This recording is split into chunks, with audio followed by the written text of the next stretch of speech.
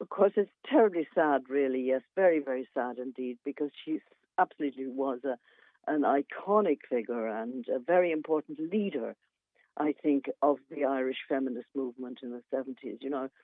I mean, she was an absolutely brilliant speaker. To see her at the Mansion House, I remember. I mean, she was at the level of James Connolly.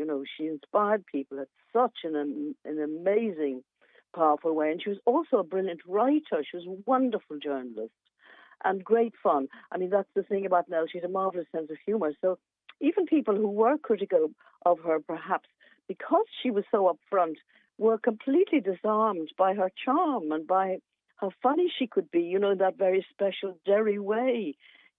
So indeed, very, very sad. She had been unwell for some time. And, at her 80th birthday earlier this year, a group of us all, sent a sort of load of tributes to her because we couldn't get up to Donegal to see her.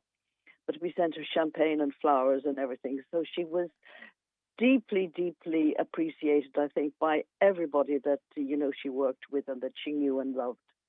Can we go back to the 1970s and that contraceptive train, which, as Ciara pointed out, we all have to be grateful for the efforts that you and Nell had taken at that time.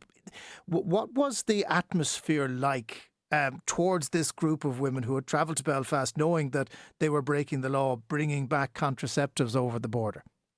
Well, my recollection is that it was absolutely hilarious. It was high-spirited schools, lots of almost schoolgirl stunt attitude, it was very high-spirited in that sense. It wasn't at all, downbeat or gloomy. And, so that was very much, part of the atmosphere. It's not always remembered very accurately, but yes, it was a significant stunt indeed. And of course, some women in the feminist movement chose not to join it because they did think it was a bit too much in your face. Some of them, because and Mary Robinson didn't think it was dignified, for example, to go around buying condoms. But Mary, if memory serves, the pills that were brought back weren't actually the contraceptive pill at all, because they couldn't get them. No, this was complete myth and legend. There were no pills purchased. The pill was legal in the Republic of Ireland. There would be no point whatsoever in trying to bring it across the border because it was already legal. Right. The point, and you of course, in the north of Ireland, just as in the Republic of Ireland, you had to have a prescription from a doctor. It was completely the same, both sides of the border. What came under prohibition from the 1935 Act, which was long before the pill was invented, was, of course, barrier methods of birth control. That was actually in the law. So that was what we were focused on. And this story about the pill was actually a bit of a joke. I think Nell started it off as a bit of a joke, really. But to be fair, and historically, it's beside the point, honestly. Yeah, but she used humour well, didn't she? That was how Nell McCafferty worked. She did, absolutely, yes. And she really, really did. And she brought such good humour and merriness and laughter, all the way. And it was a very Derry thing, in a way.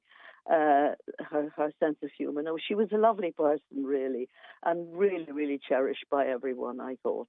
I don't think she did meet with much hostility, to be honest. She met with outrage sometimes and shock, but I think people loved Nell. There was a tremendous national affection for her. And I think that should be stressed really as well. Well, she will be remembered throughout today, I would imagine, with many more tributes coming, and our sympathies to you and all of the other women who had campaigned with Nell over the years, who became her friends. Thank you so much for joining us this morning, Mary Kenny.